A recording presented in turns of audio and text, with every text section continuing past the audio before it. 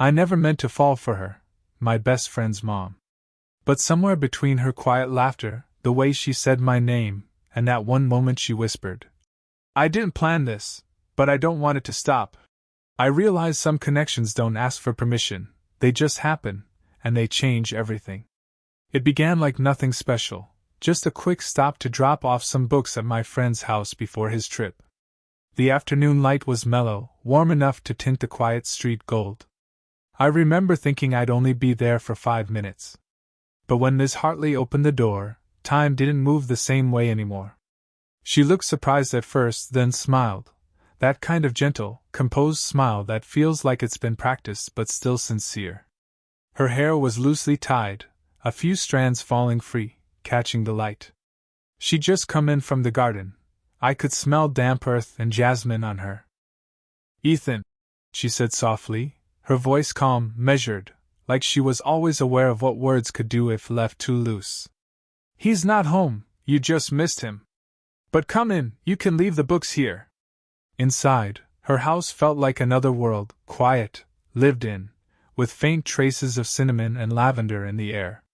There were books stacked near the window, a mug half full of tea, a record playing something slow and nostalgic. It was the kind of space that invited conversation without asking for it. She asked if I wanted tea, and I said yes, mostly because I didn't want to leave just yet. We sat across from each other at the kitchen table, the same table I'd eaten at dozens of times when I was younger, but now it felt different. The conversation flowed easily. We talked about travel, music, the places she'd loved when she was younger. She had this way of speaking that made even small things sound meaningful, like every word carried a memory behind it. At one point, she laughed at something I said, resting her hand lightly on the table near mine. It wasn't a touch, not yet, but close enough that I felt the quiet pull of it. I remember watching her fingers trace the rim of her cup, her nails short and clean, her movements unhurried. Something inside me shifted, a realization, faint but undeniable. She wasn't just my friend's mom in that moment. She was a woman, poised, self-assured, yet quietly lonely in a way that spoke louder than words. When I finally stood to leave, she followed me to the door. "It's good seeing you," she said, and for a moment, her eyes held mine a fraction too long. There was warmth there, but also a flicker of something she quickly masked, something neither of us dared to name. Outside, the evening breeze brushed against my skin, but all I could feel was the memory of her nearness, the calm steadiness of her presence, the soft lilt of her laughter. I told myself it was nothing, that I was imagining it.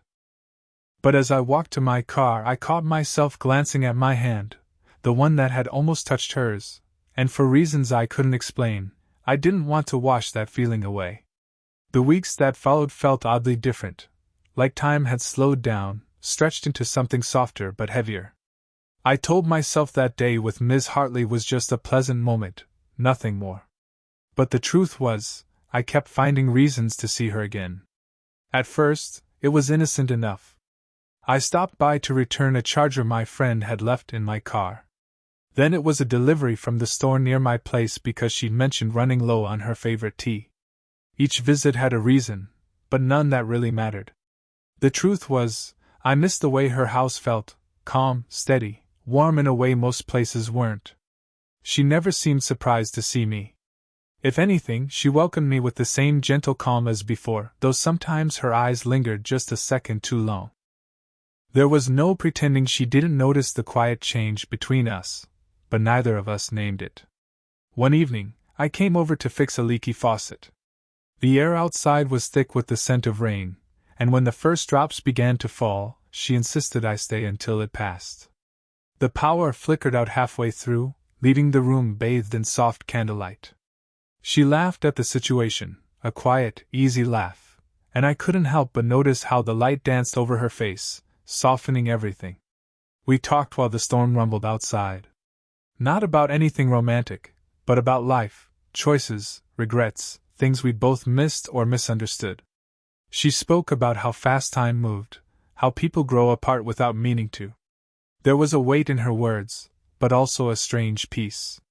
At one point, thunder cracked close enough to shake the windows.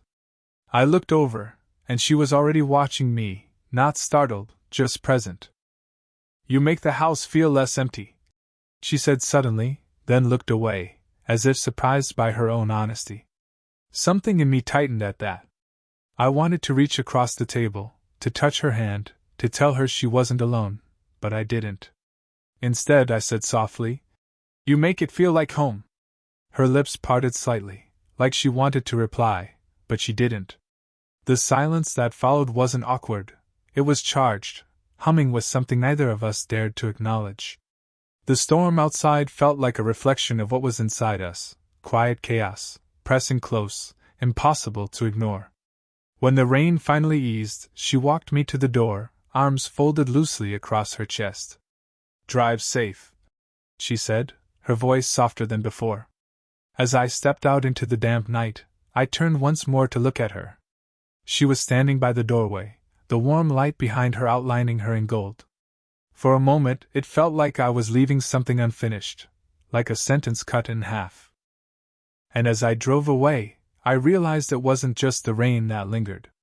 It was her voice, her stillness, her presence. Something had changed between us. Quietly. Irrevocably. It was supposed to be just another errand, nothing emotional, nothing complicated. My friend had forgotten his jacket at my place, and I offered to return it before he came back from his trip. The sun was high that afternoon, and the air felt alive with the hum of early summer. When I knocked on the door, I heard her voice from inside, light, distracted. She opened the door wearing a loose white shirt, her sleeves rolled up, a faint smudge of dust on her cheek. She was rearranging the living room, boxes, photo frames, books. The kind of mess that comes from trying to make sense of old memories. "Perfect timing," she said with a half smile. "I could use an extra pair of hands." I hesitated for a second, maybe because part of me wanted to say no, to keep things simple. But the way she smiled made it impossible to refuse. So I stepped inside, and for the next hour, we moved furniture, sorted through boxes, and tried not to say the wrong things. The air was filled with small laughter, the kind that comes easily when two people are trying to ignore a heavier silence beneath. She'd pause every now and then, tucking her hair behind her ear, glancing my way like she was making sure I was still there. I caught myself watching the way she moved, graceful, steady, but with an undercurrent of restlessness. At one point, she reached for a picture frame on a high shelf. I moved to help her, but the frame slipped. We both caught it at the same time, my hand over hers. For a heartbeat, everything stopped. Our eyes met close, unguarded. Her skin was warm beneath my fingers, and I could feel the tremor of her breath. It wasn't a long touch, just a moment, but it felt impossibly real, like the world had narrowed to that single point where our hands met. She looked at me, searching, uncertain, and then stepped back, clutching the frame to her chest. "We should probably take a break," she murmured, her voice barely steady. I nodded, though my pulse refused to slow. We sat on opposite sides of the room, pretending to rest, pretending we hadn't just crossed some invisible line. The air was different now, thick, quiet, heavy with the awareness of what had almost happened. When I finally stood to leave, she didn't follow me to the door. I was halfway through reaching for my keys when her voice came, soft, hesitant. "Ethan?" I turned. She stood there, arms folded, eyes unsure yet resolute. For a long moment neither of us spoke. Then she whispered, "I didn't plan this, but I don't want it to stop." The words hung between us like fragile glass, too honest, too dangerous to touch.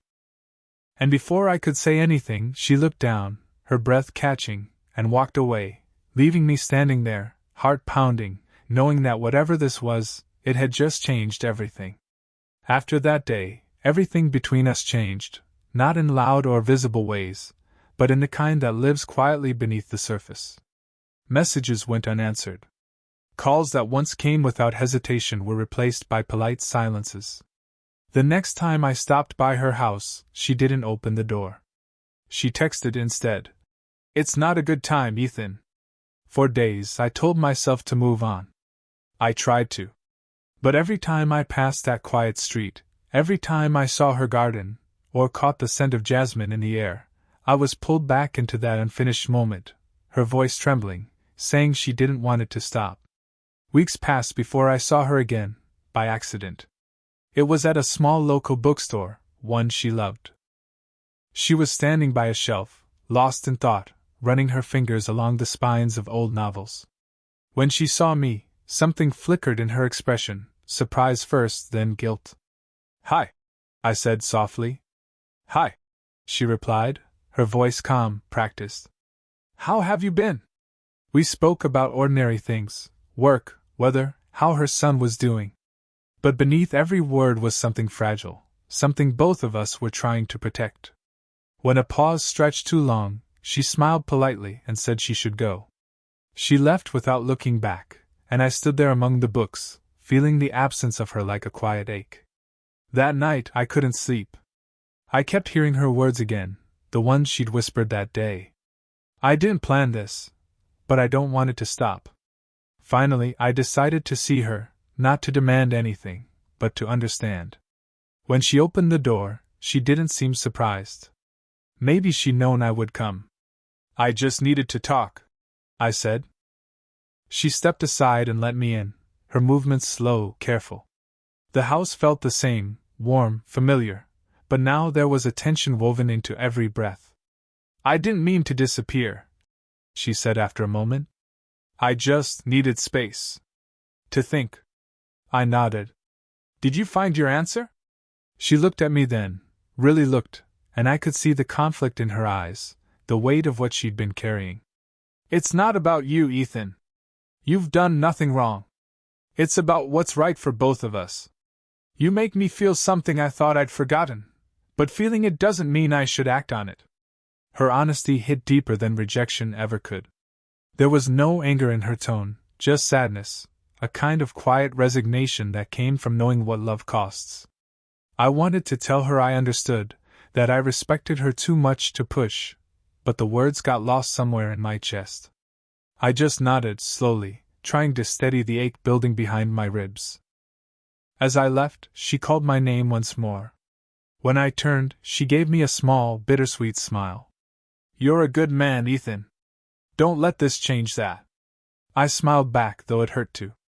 And as the door closed behind me, I realized she was wrong, it already had. The days after our last conversation felt strangely hollow. I told myself I understood her choice, that what she said was right, that it was better this way. But understanding didn't make it easier. I'd walk past her street sometimes, convincing myself it was just on the way somewhere else. Yet, every time I saw her house, I slowed down, as if my heart still hadn't learned how to let go. Weeks passed. Then one evening, I found myself outside her place again, no plan, no reason, just a quiet pull I couldn't fight anymore. The sky was painted with the soft orange of sunset, and the air was warm with the scent of cut grass. Her garden lights had stopped working. I noticed the small lantern she loved sitting dark among the flowers. So, without thinking, I went to my car, grabbed a toolkit, and began fixing one. It felt almost peaceful, the simple rhythm of work, the sound of birds settling in the trees, the soft hum of crickets starting to sing. I didn't hear the door open until her voice broke the silence. "Ethan?" I turned. She stood on the porch, wearing a light cardigan, her hair loose around her shoulders. Her expression was caught somewhere between surprise and something softer. "I thought I'd fix these," I said awkwardly. "You mentioned they haven't worked since the rain." She sighed, not out of annoyance, but out of something that sounded like surrender. "You don't have to fix everything," she said gently. I set the light down, meeting her eyes. "Some things are worth fixing." For a long moment, she didn't speak. The quiet stretched between us, carrying everything we'd both tried to bury, the longing, the guilt, the unfinished words. Then she stepped down the porch stairs, slow and deliberate, until she stood beside me. The garden glowed faintly now, the light I'd fixed flickering to life. She looked at it, then at me. "You always do that," she said softly. "Make things brighter without realizing it."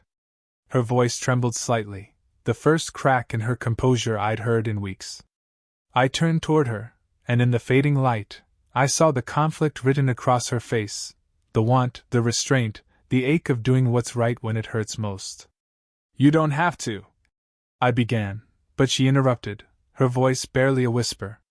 "Maybe I just don't know how to stop caring." The words hung in the air, fragile and trembling. For a heartbeat, the world went still. The air around us thickened with something that wasn't quite silence, wasn't quite peace. She reached out, hesitant, trembling, and let her hand rest briefly on my shoulder. The touch was light, but it burned with emotion neither of us dared to name.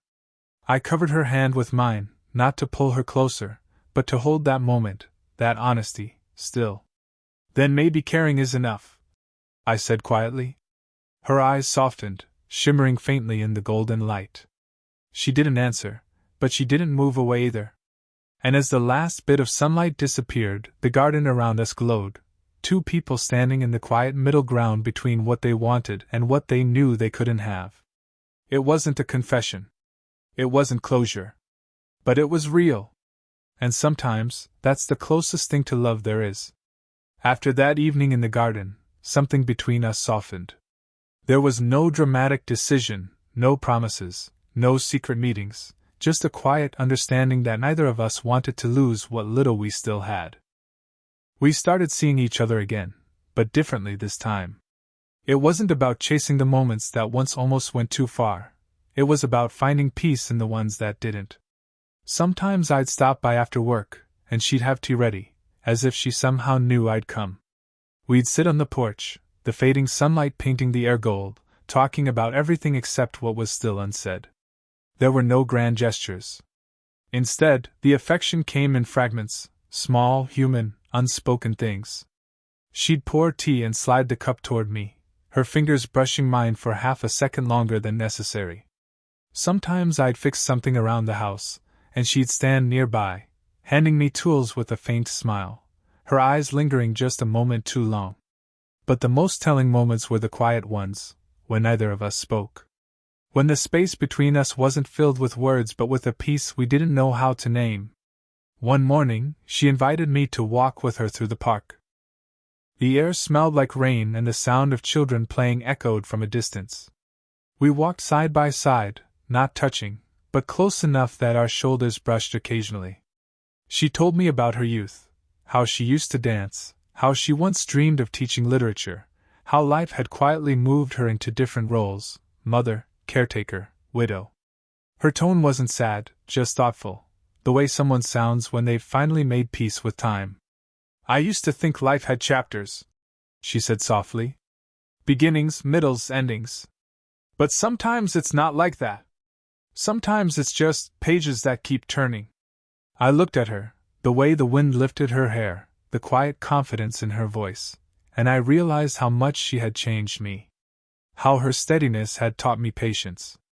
How her restraint had shown me what love could mean when it wasn't about wanting, but about understanding. There were moments when I caught her watching me, eyes soft, almost wistful, and I knew she felt it too. That pull. That impossible, quiet affection that refused to fade even when reason told it should. One evening, as we sat in the garden again, she leaned back in her chair and sighed contentedly. "You've brought a calm into my life I didn't know I needed," she said. "And you've given me something I didn't know I was missing," I replied. We smiled, the kind of smile that doesn't need explanation. The distance between us still existed, but it no longer hurt. It had turned into something gentler, mutual, healing. Love, I realized, doesn't always need to be claimed. Sometimes it just needs to be felt, quietly, completely, without demand. And as dusk fell over the garden, her hand found mine for a fleeting moment, warm and steady. We didn't say anything. We didn't have to. Months passed in that quiet rhythm, unhurried visits, shared laughter, and the kind of peace that didn't ask for more. But deep down, both of us knew it couldn't stay that way forever. Life, as always, has a way of reminding you what belongs to you, and what never really did. Her son, my best friend, was coming home for the summer. It should have been a happy thing, and it was, in its way. But it also meant that the world we'd built, soft, careful, unspoken, would have to shift. The day before he arrived, I stopped by to help her tidy the garden. The air was cool, the sun just beginning to fade behind the trees. She was already outside, pruning roses, wearing the same straw hat she always wore when she didn't want to be seen thinking too much. When she looked up and saw me, her smile was warm, but different this time, a little sad, a little knowing. "You didn't have to come," she said. "I wanted to," I replied. "One last time, maybe?" We worked side by side for a while, saying very little. The silence wasn't uncomfortable, but it was thick with all the things we weren't saying. The scent of the roses hung in the air, sweet and faintly melancholic. After a while, she sat down on the bench beneath the oak tree, wiping her hands on her apron. I joined her, keeping a small space between us, as we always did. For a long time, neither of us spoke. The world felt suspended in that golden light, the kind of stillness that comes before change. Finally, she turned to me, her eyes glimmering softly. "You helped me remember who I was," she said quietly. "Not a mother, not a widow, just me." I didn't realize how much of her I'd forgotten. Her words hit something deep inside me, the tenderness, the ache, the gratitude all tangled together. "You helped me too," I said. "You made me understand what love really means." She smiled then, but her eyes shimmered. "Love isn't always about holding on, Ethan. Sometimes it's about knowing when to let go, before it becomes something it shouldn't." A light breeze passed between us, carrying the faint rustle of leaves. I could feel the warmth of her hand resting on the bench, so close to mine that every part of me ached to close the distance. But I didn't. Instead, I turned my palm upward, open, wordless. She noticed. Slowly, she placed her hand in mine, not out of desire, but gratitude. The touch was steady, calm. Her thumb brushed lightly over my knuckles, a silent thank you that said more than words ever could. When she finally stood, the light had faded into twilight. She looked at me one last time, her voice soft, steady. "Take care of yourself, Ethan." "You too," I said, my throat tight. And just like that, it was over. But as I walked away, I realized endings aren't always a kind of loss. Sometimes, they're a quiet kind of grace, the space left behind when love has done what it came to do. And though we would never speak of it again, a part of me knew, no matter where life took us, there would always be a garden, a summer evening, and a woman who once said, "I didn't plan this, but I don't want it to stop."